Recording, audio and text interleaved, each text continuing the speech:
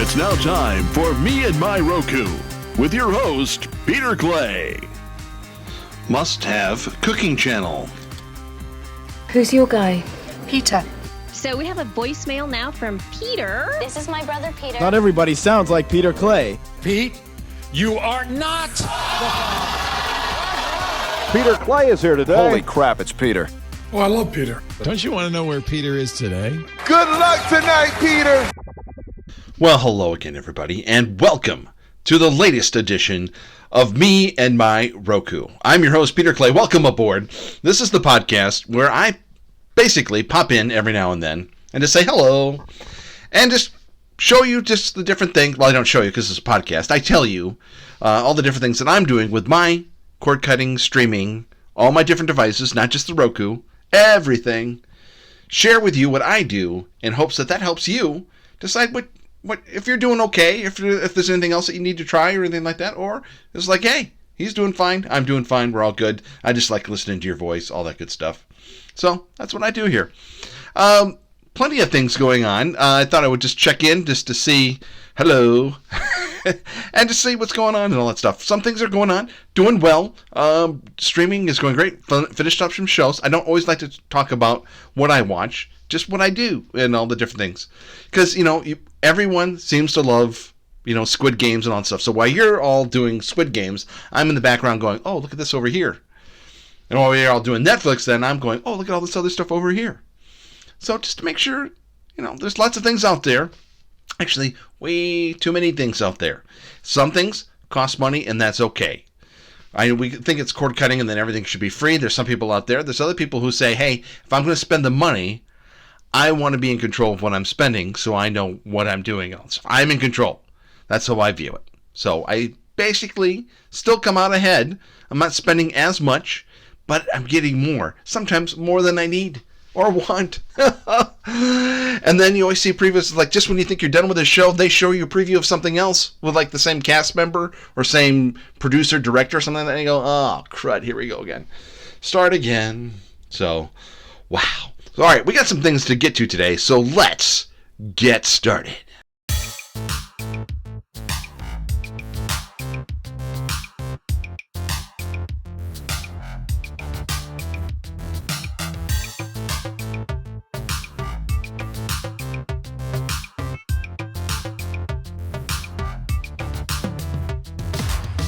Tranquility Base here. The Eagle has landed.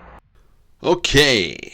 The 2021 Beta Research Digital Basic Network Evaluation Study has been concluded. Now, this is a survey to determine which channels are most important to audiences. And surprisingly, 44% of the survey takers say, well, and they consider themselves heavy streamers. I don't know what classifies that. And what now? Are they calling me heavy? What are you saying? But anyway, the heavy streamers, 44% of them said as a must-have, number one was the cooking channel. And then the NFL Network, surprisingly, was second at 41%. Interesting. So cooking channel ahead of Food Network, ahead of HGTV, all that. Cooking channel is, by heavy streamer standards, the most important thing that they were looking for in a basic network cable package or streaming package. Heavy streamers. Rundown goes like this. Cooking Channel 44%, NFL Network 41%, Discovery Life 39%, Discovery Family also 39%, also 39% Disney XD, and also then National Geographic Wild, Nat Geo Wild. What does this mean? Well, I don't know. Were these the only choices they were given? Because if I was given those choices, yeah, I'd probably put Cooking Channel first as well. Maybe the NFL Network. Right at this point now, I don't always need the NFL Network because most of the games now are on other things other than NFL Network now. But it's nice to have. And then when you look at all the comparisons here, let's say look at the Cooking Channel. The only thing that it comes without having to get another package with it, comes right out of the box, is Philo. I guess DirecTV Stream, but that's, twice as expensive, $20 more expensive then the excuse me, I'm all choked up about the cooking channel. Others, the only difference between people who didn't consider themselves heavy streamers, 30% said the NFL Network was number one, and the only other network added onto that list that wasn't on the heavy streamers list was BBC America. So what this really means is there's a lot. How are you to know?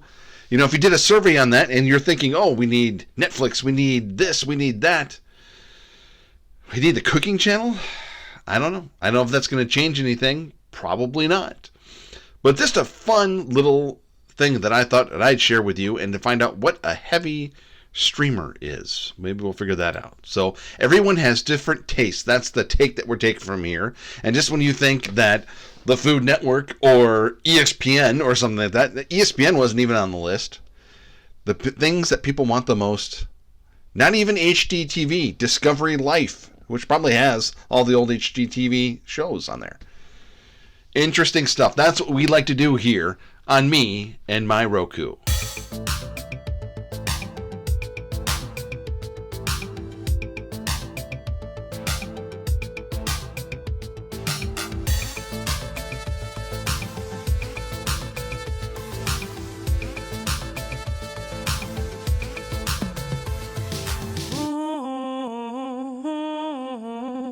Okay, well, it is the Here We Go Again portion of the program. Earlier in the year, YouTube and Roku, we'll say Google and Roku, had a little spat over YouTube TV, and their deal expired, and those, if you have Roku, breathe everybody, because I'm so excited to talk about this. So YouTube TV's agreement with Roku expired last March, April, whatever it was, and they couldn't come to agree. They all said nasty names, and Google said, oh, what they're saying is baseless, and Roku is saying that Google wants, things that only they want, and whatever. If you want YouTube TV, you can't get it on the Roku right now. If you've had YouTube TV, you can keep it on there as long as you didn't delete it. I did. I can't get YouTube TV on my Roku anymore. It's okay. I went with Hulu, and I'm fine. But now, December 9th could be the day that we'll all remember in streaming history, as YouTube itself's agreement with Roku will expire. And if they can't reach a deal, same thing. YouTube will be taken off the channel store. So no new downloads, no new signups through Roku. If you have the app, it'll stay on. That's what Google says right now. So we'll see. And here we go again. What could be such the big deal? Google wants preferential treatment on their search results on there. They want to go through them. Okay, that's what Google does. Roku says, well, this is what we do, and this is what we do for everybody. Everybody gets treated the same, supposedly. Do you think Disney or Netflix has special deals? You would think, but who knows? So, is it panic time? I don't know how much we here watch YouTube on our Roku. It's easier, and there's even a casting feature to the Roku that isn't there on most other apps. We'll survive, Like when I'm trying to install my windshield wipers, do I want to do that on my TV, or do I want to do that on my phone next to my windshield wipers that I'm trying to install? That took me half an hour. That should take 30 seconds. I'm okay. So, these are the things that are going on. Just as it seems that one of these things gets fixed, another one pops up. Completely forgot about the YouTube TV. I even just out of my mind thought, well, why am I going with Hulu? Oh, that's right, because I can't get YouTube TV. So these are the things we have to deal with. It's going to be okay. I don't think it's the end of the world. Again, my thinking is until Netflix says, Roku, I'm sorry, it's not you, it's us. I don't see a big issue on how this is really going to affect Roku. But some people are going to make news and say things about this. Could affect both of their stock, actually. Maybe, maybe not. Who knows? Probably Roku's more. But again, what did we just say? Or wait until the next segment here, kids, of all the different things that are out there and all that stuff. So I don't think there's a shortage of things to watch for you and your Roku here on Me and My Roku.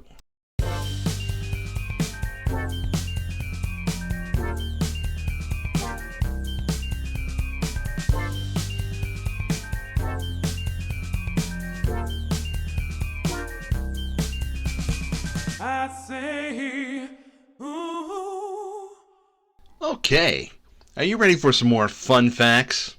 Remember earlier in the program, we were shocked to find out that the cooking channel was the number one choice for heavy streamers as a must-have. Well, data from the app Just Watch, which I don't know if I've mentioned on this program before, is a must-have in itself to have on your phone or tablet or something like that to look up programs, what's coming up next, and what streaming service they're on. But then you might think to yourself, well, how do I get the most bang for my buck? Which one out there has the most titles in there that I can look from to find what to watch? Well, who's going to have the most to offer for me? Now, I would say, just like we thought when we asked about what's the must-have, everyone's going to think ESPN or NFL Network. ESPN wasn't even on the list. NFL Network was second. Well, everyone's thinking it's got to be Netflix, right? They got to have the most titles, right? Or HBO Max because they cost about the same. Well, folks, data from Just Watch reveals that Tubi has the most titles to watch at 29,406 things for you to watch. Unbelievable. Netflix is 1, 2, 3, 4, 5. So the lowest, maybe surprisingly, is Disney Plus at 1,343. That's still a lot of things to watch. And you think about all the different things that they have and where they're at kind of on Netflix's coattails. That's kind of encouraging in a way. So here's the list. We can go backwards first. So we'll go lowest to top. So Disney Plus, then Peacock, and they're still growing. This is surprising to me how low they are right now, is Discovery Plus. And the reason why I'm a little surprised by this is with all the shows throughout the history of both before Discovery and Scripps came together, you think HGTV, Discovery, all those different things, all the different shows they've had in the last 20 years and all that stuff, and they're constantly adding more and more. Thought they were going to have more. I mean, you almost think there was 1,000 episodes of Beat Bobby Flay to begin with. Then it's Hulu, then HBO Max, then Paramount Plus, then Netflix. 4 is Amazon Prime. 3 is Pluto TV. And then Roku channel is number 2, and then Tubi is number 1. So look at that right there, and you see 1, 2, 3. How much do those cost for you folks? Well, that's right. They don't cost you anything. So all you have to do is buy a Roku or a streaming device, have your internet, and just add those 3 channels right there, and you have the most titles available for streaming right there. If you're already getting Amazon Prime, you're next. You want to pony up a couple more bucks for Netflix, there you have it. And now let's say I'm trying to think, what don't I have here? I think I have all these right now. That's a lot of things to watch just right there. So fun facts that we're having fun with here. Tubi, it's not always what you pay for, is what you get. So how about that? Here on me and my Roku.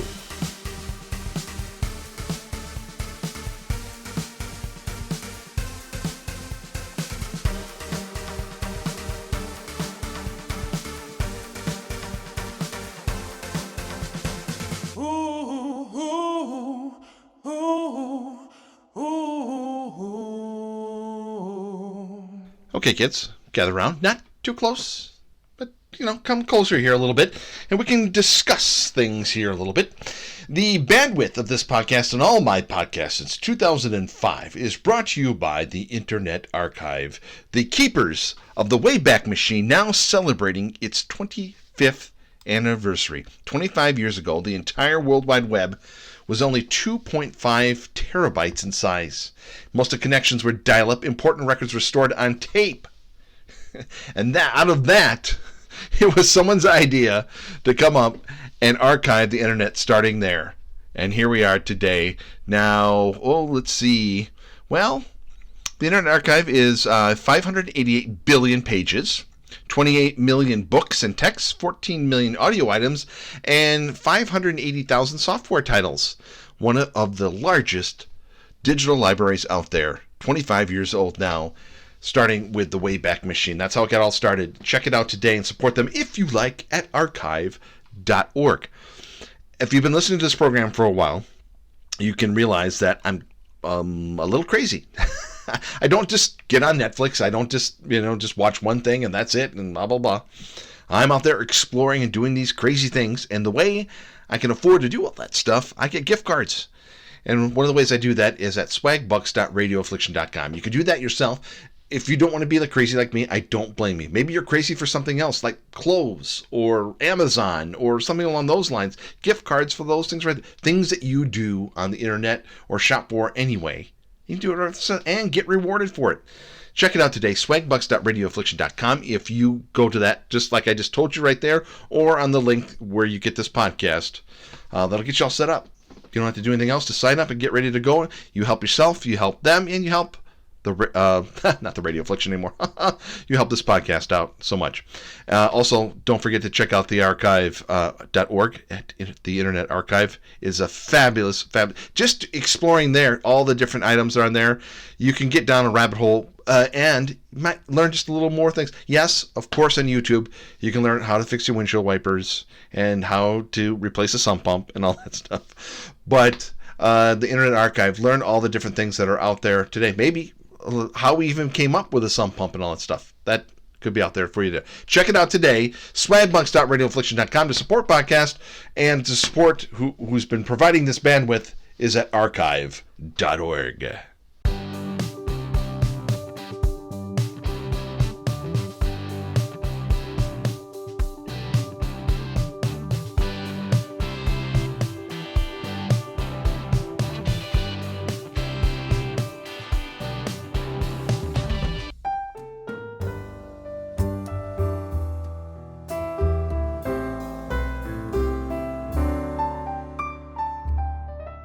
Money looks better in the bank than on your feet. Okay, how about some comings and goings? And really no channel or service is leaving, more hardware related. I had a second generation Chromecast, and I had to launch it. It was just time. Just in this day and age, just a strictly cast just seemed outrageous to me, and besides, it kept restarting all the time too. And so what I have in the downstairs in our man cave, I've got a 3 TV setup, mostly for sports, but just for other things as well too, just because you can. So that second generation Chromecast is gone. So now on the left TV then is the Chromecast with Google TV. That way I can still Chromecast if I want, or it has a remote and I can change things on it. In the center TV, the big 4K UHD. That has the Roku soundbar and the Apple TV, and I would say I use both of them equally. And on the right is my old Fire TV box, and that's on life support now too. It just saw what happened to the Chromecast. It's like, oh, well, no, I'm working fine. Great. No need to worry about me. Don't worry about that new Fire Stick Max that's out there or anything like that. Might have to check that out. We'll have to see. So everything's working fine now. So I have that all set up right now. Then in the living room upstairs, we have the Roku Ultra. And here in the office, then, the monitor itself is a Fire TV. And then I have my trusted Roku 3 still working perfectly. I still have not gotten the updated Roku OS, the 10.5 or whatever it is. I'm still on 10.0 on all of my devices. It's getting a little frustrating. I want to see all these different things here. Now, normally I don't talk about all the shows that I've watched, but, what the heck, since we got time to fill. Just give you a brief outlay of just some of the things we've been watching here. Now, we finished Leverage Redemption on IMDb TV, and I'd have to say that was a pretty cute show. And about 16 episodes, and I don't know, maybe 10 years since the original show came out. So it's missing one of the cast members. We don't need to talk about that. You can look it up for yourself. That's why we have Google. Most of the other characters came back, except for one, but they make an appearance, though. And it was fine. And then, no, the reason I got into Leverage to begin with was one of the stars of the show was on a show that I watched like 20 years ago. So now, IMDb TV is saying, well, if you like Leverage Redemption, you're going to like this show, which stars one of the characters from Leverage then, called Almost Paradise. And I'm like, oh, and it's the same executive producer, same production team and all that stuff as Leverage. And I'm like, they get you. So we might have to check that out. We also been watching, just out of curiosity and kind of pot committed at this point, is NCIS, the original. Out goes Mark Harmon, in comes Gary Cole. Much to the dismay of the little missus, and I was like, have the guy a chance. He's a good character actor, from Office Space and Dodgeball, and of course it's Mike Brady in the Brady Bunch movies. So he's surprisingly good as far as I'm concerned and all that stuff. So she does this all the time anyway. She doesn't like change. Every time there's a new Doctor Who, she gets all upset. Well, I'm never going to watch ever again. Then she falls in love with that Doctor Who, and then they just end up leaving 3 years later and all that stuff. So NCIS Los Angeles has returned. It's dumb. It's always been dumb. But, that's okay. Sometimes you need just, mind-numbing stuff, just to get through the day and all that stuff. We've checked out NCIS Hawaii. It's better than New Orleans. Now that show's gone, but it's kind of on hold right now. So we watched the first couple episodes, but it's kind of on a hiatus for us right now. CSI Las Vegas. Now this one's kind of interesting. It's not just a reboot in the strictest sense, because there's old characters. I don't want to say it like that. Characters from the original program, but then there's a whole new show. So let me look at it to you this way. I've been working for the same company now for 12 years. So if my workplace was a TV show, I'd be the only character, and I come and go and all that stuff. I'm not the lead, I'm just in the background type of thing, and I come and go and I do my thing and all that stuff. So there's been a ton of other characters that have come and gone throughout in that 12 years. I'm the only one left. So that's kind of how they are doing CSI Las Vegas. The CSI is, they still have, there's a new lead, there's the other characters and all that stuff, and they're doing their thing because crime happens still, so you still need people to do this. Just other people have gone and come and gone and all that stuff. So now there's two things going on at once. So there's this regular CSI, regular things going on with new characters. Then there's this other layer with an old character, and some other people have come back. So there's two things going on at once. So you have a whole new show on one end and kind of a reboot or continuation of a story going on, and they're kind of converging into one new show called CSI Las Vegas. It's okay. Because it's hard to say, because one could say that the new one is fine. And with the new characters, they're doing their thing. They're showing new cases and new ways for people to, and new ways to figure it out and all that stuff. And on the other hand, it's kind of nice to see these old characters again, because it's the two main characters that you would want to see in the show to begin with. Plus, his old buddy that they're trying to help out, and then a character actor that you just, okay. If they free him, they free him. If they don't, oh well, sucks to be you.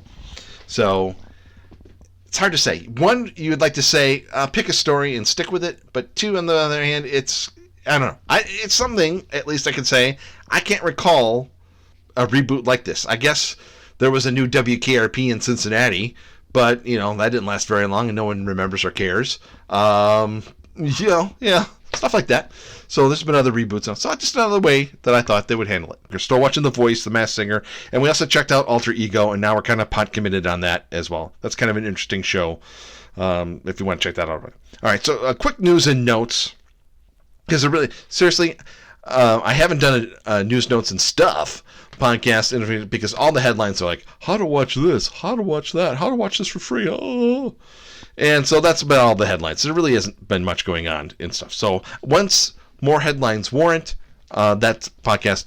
So stay tuned on this feed. You don't have to do anything. It's a couple things. If you like hockey, okay, even if you just like sports, well, it's not. ESPN Plus is becoming quite the thing. Now, they just raised the price $1, probably twice within the last year now. But for what you get, and if you like hockey, even if you don't like hockey, just like sports, they've got it all. So they got the NHL, they've got European hockey, both Russian and some other European league, and now the ECAC. And if that didn't flip your trigger or anything like that, they also have the National Lacrosse League, the NIL. Hallmark's countdown to Christmas has begun, folks. Gazebos and snowflakes and love. Lost and then comes back, aren't you glad? A forgotten princess finds the true meaning of Christmas by going into a small town and going into a gift shop, and there's the lonely little store owner. Nothing going on. Did I get that quite accurately? Oh, and you don't have Hallmark Channel? Don't worry. Netflix and all these other channels, once they get past Halloween and all that stuff. Speaking of Halloween, let's end the show on this note. Since we've done 2 studies around the show, let's end with a study. And who has the biggest horror library? Studies show it's Amazon Prime. Wow. Well, folks, I'm getting a little itchy, a little twitchy. I should get back to my Roku and all my other stuff that I got going on. Thanks once again to the Internet Archive for their support. They provided the bandwidth for this podcast and all my podcasts since 2005. Thank them and love them so much, and check them out today at archive.org. Another way you can support the program, not just from the love and support of archive.org, you can subscribe to this podcast. Please do, and also tell a friend to do so. And then, well, where can I get it? Well, you can tell them you can subscribe to the My Roku Podcast on Apple Podcasts, Google Podcasts, Stitcher, Spreaker, Spotify, TuneIn, Amazon Music. Don't forget about them. Ghana, JioSaavn, Himalaya, SoundCloud, YouTube, iHeartMedia, Podbean, Pandora, and Odyssey. Follow me on Twitter at Radio Affliction. I'm showing up there more frequently, so keep in touch with that. Also on Instagram at Pierre Argyle. And if you need one-on-one questions, comments, or anything along those lines, just email me at meandmyrokupodcast@gmail.com. Hey, I hope you over there listening here, I hope you are enjoying you and your Roku as much as I'm enjoying me and my Roku. And I'll be back with you real soon.